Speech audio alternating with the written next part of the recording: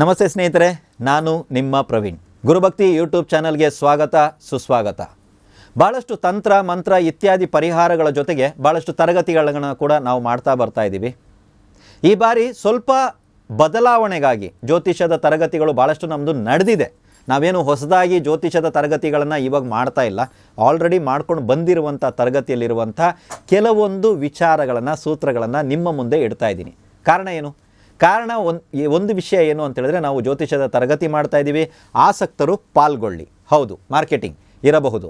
ಎರಡನೇದು, ಯಾರ್ಯಾರು ಸಾಮಾನ್ಯರಾಗಿದ್ದೀರೋ, ಜ್ಯೋತಿಷದ ಮೇಲೆ ಒಂದು ಆಸಕ್ತಿ ಇದೆ ಬಟ್ ನಮಗೆ ಕಲಿಯೋಕ್ಕಾಗಲ್ಲ ಅಥವಾ ಆಗೋದಿಲ್ವೇನೋ ಅನ್ನುವಂಥ ಒಂದು ಕ್ವಶನ್ ಮಾರ್ಕ್ನ ನಿಮ್ಮಲ್ಲೇ ನೀವು ಹಾಕ್ಕೊಂಡಿದ್ದೀರಲ್ವ, ನಿಮಗಳಿಗಾಗಿ ಈ ಸೂತ್ರಗಳನ್ನು ನಾನು ತಿಳಿಸಿದಾಗ ಇಷ್ಟು ಈಸಿಯಾಗಿ ಅನಲೈಸ್ ಮಾಡಬಹುದಾ? ಅದೊಂದು ನಂಬಿಕೆ ಬರುತ್ತಲ್ವ ಜ್ಯೋತಿಷ್ಯದ ಮೇಲೆ. ಮತ್ತು ಭಾಳಷ್ಟು ಜಾತಕಗಳನ್ನ ನೀವು ಹಾಕಿ ನೋಡ್ತೀರಾ, ಕರೆಕ್ಟಾಗಿದೆ, ಆವಾಗ ಒಂದು ಜ್ಯೋತಿಷ್ಯದ ಮೇಲೆ ನಂಬಿಕೆ ಬರುತ್ತೆ. ಅಲ್ಲಿ ಒಂದು ಪ್ಲಸ್ ಪಾಯಿಂಟ್ ಇದೆ. ಆ ಜ್ಯೋತಿಷ್ಯದ ಮೇಲೆ ನಿಮಗೆ ನಂಬಿಕೆ ಬರಲಿ, ನೀವು ಕಲಿಯಬಹುದು. ಇದು ಪರಂಪರಾಗತವಾಗಿ ಬಂದಿರುವಂಥ ವಿದ್ಯೆ. ಇದು ಜ್ಯೋತಿಷ್ಯ ಅನ್ನೋದು ನಂದಲ್ಲ, ನಮ್ಮ ತಂದೆ ತಾತ ಮುತ್ತಾತ ಯಾರ್ದು ಅಲ್ಲ, ಇದು ಪರಂಪರಾಗತವಾಗಿ ಬಂದಿರುವಂಥದ್ದು. ಸೊ ಈ ಜ್ಯೋತಿಷ್ಯ ವಿದ್ಯೆಯಲ್ಲಿ ಇವತ್ತು ಒಂದು ಕರ್ಮಕ್ಕೆ ಕಾರಕವಾಗಿರುವಂಥ ಶನಿದೇವರ ಬಗ್ಗೆ ನಿಮ್ಮ ಮುಂದೆ ಒಂದೇ ಒಂದು ಚಿಕ್ಕ ವಿಷಯವನ್ನು ತಗೊಂಡು ಬಂದಿದ್ದೀನಿ. ಅಷ್ಟಮ ಶನಿ, ಆ ಶನಿ, ಈ ಶನಿ ಅಂತೆಲ್ಲ ಏನಾದ್ರು ಹೆದರ್ಸೋಕೆ ಬಂದಿದ್ದೀರಾ ಅಂದರೆ ಖಂಡಿತವಾಗಲೂ ಇಲ್ಲ. ರೈಟ್, ನಿಮ್ಮ ಜಾತಕವನ್ನು ತಗೊಳ್ಳಿ. ಜ್ಯೋತಿಷದ ಸೂತ್ರ ತುಂಬ ಚೆನ್ನಾಗಿದೆ, ನೋಡ್ಕೊಳ್ಳಿ. ನಿಮ್ಮ ಜಾತಕವನ್ನು ತಗೊಳ್ಳಿ. ಜಾತಕದಲ್ಲಿ ಲಗ್ನದಿಂದ ಶನಿದೇವರು ಎಲ್ಲಿದ್ದಾರೆ ಅನ್ನೋದನ್ನು ನೋಡಿ. ಲಗ್ನದಿಂದ ಶನಿದೇವರು ಯಾವ ಒಂದು ಭಾವದಲ್ಲಿದ್ದಾರೆ ಅಂತ ಕೌಂಟ್ ಮಾಡಿ. ಲಗ್ನ 1, ಅದಾದಮೇಲೆ ನೆಕ್ಸ್ಟ್ ಭಾವ 2, ಅದಾದಮೇಲೆ 3, ಈ ರೀತಿ ಕೌಂಟ್ ಮಾಡಿ ಎಷ್ಟನೇ ಭಾವದಲ್ಲಿದ್ದಾರೆ ಅಂತ ನೋಡಿ. ನಾನು ಬರೀ ಒಂದು ಭಾವದ ಬಗ್ಗೆ ಮಾತ್ರ ಹೇಳ್ತೀನಿ. ದಯವಿಟ್ಟು ಕಮೆಂಟಲ್ಲಿ ನನಗೆ ಈ ಭಾವದಲ್ಲಿದ್ದಾರೆ ಅದಕ್ಕೇನು ಫಲ, ಆ ಭಾವದಲ್ಲಿದ್ದಾರೆ ಏನು ಫಲ ಅಂತ ಹಾಕಬೇಡಿ. ಉತ್ತರಿಸುವಂಥ ಸಮಯ ನಮ್ಮಲ್ಲಿಲ್ಲ. ಇದ್ದಿದ್ದರೆ 12 ಭಾವಗಳಿಗೆ ಸಂಬಂಧಪಟ್ಟಂತೆ ನಾವು ಫಲ ಹೇಳ್ಬೋದಾಗಿತ್ತಲ್ವಾ. ನಾವು ಬರೀ ಒಂದು ಭಾವಕ್ಕೆ ಸಂಬಂಧಪಟ್ಟಂಥ ವಿಷಯವನ್ನು ನಿಮ್ಮ ಮುಂದೆ ಇಡ್ತಾ ಇದ್ದೀವಿ. ಇವಾಗ ಫಾರ್ ಎಕ್ಸಾಂಪಲ್ ತಿಳ್ಕೊಳ್ಳಿ, ನಿಮ್ಮ ಜಾತಕದಲ್ಲಿ 3ನೇ ಭಾವದಲ್ಲಿ ಶನಿದೇವರಿದ್ದಾರೆ. ಎಲ್ಲಿದ್ದಾರೆ? 3ನೇ ಭಾವದಲ್ಲಿ ಶನಿದೇವರಿದ್ದಾರೆ. ನಿಮಗೆ ತಂಗಿ ಅಥವಾ ತಮ್ಮ ಇದ್ದಾರಾ ಅನ್ನೋದನ್ನು ನೋಡಿ. ಓಕೆ, ಇಲ್ಲಿ ಬರೀ ಒಂದೇ ಒಂದು ಸೂತ್ರವನ್ನು ನಿಮ್ಮ ಮುಂದೆ ಇಡ್ತೀನಿ. ಏನು ಅಂತ ಹೇಳಿದ್ರೆ, ಶನಿದೇವರು ಯಾವ ಭಾವದಲ್ಲಿರ್ತಾನೋ ಆ ಭಾವದ ವಿಚಾರವಾಗಿ ಯಾವುದೇ ರೀತಿಯಾದಂಥ ಕೀಳರಿಮೆ ನಿಮಗೆ ಇರಬಾರದು. ಅದೇ ರೀತಿ ಹೊಗಳಿಕೆಯನ್ನು ನೀವು ಮಾಡುವ ಹಾಗಿಲ್ಲ. ಇದೇ ಸೂತ್ರ. ಇದನ್ನು ಹೇಗೆ ಅಪ್ಲೈ ಮಾಡಬೇಕು ಅಂದಾಗ, ಜಾತಕದಲ್ಲಿ ಶನಿದೇವರು 3ನೇ ಭಾವ ಅಂತ ನಾನು ಹೇಳಿದೆ. ನಿಮ್ಮ ತಂಗಿ ಅಥವಾ ತಮ್ಮನ ಬಗ್ಗೆ, ಯಾರ ಜಾತಕದಲ್ಲಿರುತ್ತೋ ಅವರ ತಂಗಿ ಅಥವಾ ತಮ್ಮನ ಬಗ್ಗೆ ಹೊಗಳಿಕೆಯನ್ನು ಅವರು ಮಾಡುವ ಹಾಗಿಲ್ಲ.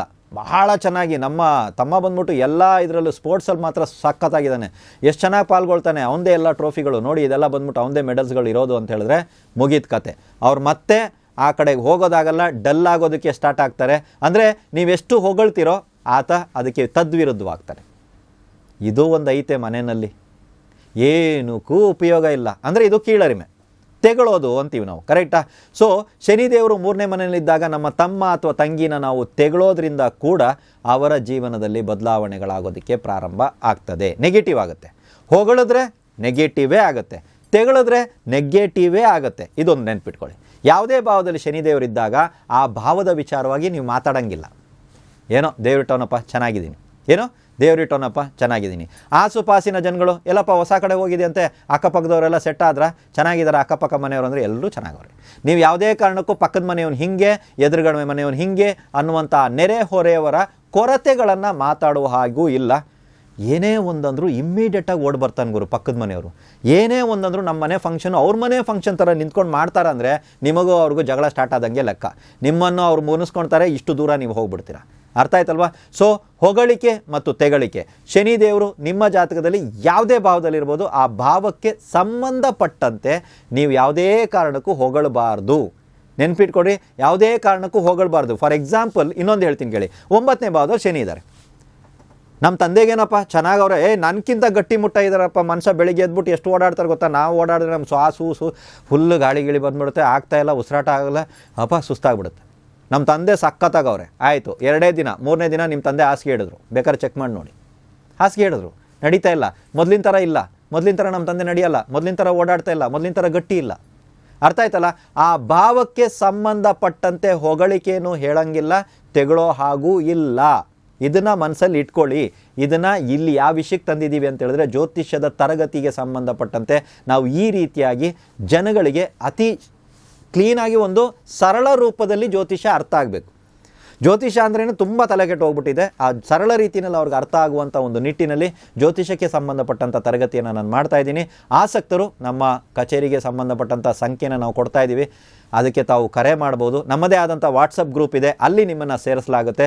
ನಾವು ಮುಂದೆ ಮಾಡುವಂಥ ಯಾವುದೇ ತರಗತಿ ಇರಲಿ, ಮಾಂತ್ರಿಕ ಇರಲಿ, ಯಾವುದೇ ರೀತಿಯಾದಂಥ ಕವಡೆಶಾಸ್ತ್ರ ಇರಲಿ, ಪಂಚಪಕ್ಷಿ ಇರಲಿ, ಯಾವುದೇ ರೀತಿಯಾದಂಥ ತಂತ್ರ ಪರಿಹಾರಗಳ ತರಗತಿ ಇರಲಿ, ಯಾವುದೇ ರೀತಿಯಾದಂಥ ಯಂತ್ರಕ್ಕೆ ಸಂಬಂಧಪಟ್ಟ ತರಗತಿ ಇರಲಿ, ಜ್ಯೋತಿಷ್ಯಕ್ಕೆ ಸಂಬಂಧಪಟ್ಟಂಥ ತರಗತಿಗಳಿರಲಿ, ಎಲ್ಲ ತರಗತಿಯ ವಿಚಾರಧಾರೆಗಳು ಅಲ್ಲಿ ಬರ್ತಾ ಇರ್ತವೆ. ಇದು ಚೆನ್ನಾಗಿದೆ, ನಾನು ಇದನ್ನು ಸೇರ್ಕೋಬೇಕು, ಇದರಿಂದ ನನಗೆ ಲಾಭ ಇದೆ ಅಂದರೆ ಖಂಡಿತವಾಗಲೂ ಆ ತರಗತಿಗೆ ತಾವುಗಳು ಸೇರ್ಕೋಬೋದು. ಎಲ್ರಿಗೂ ಒಳ್ಳೆಯದಾಗಲಿ.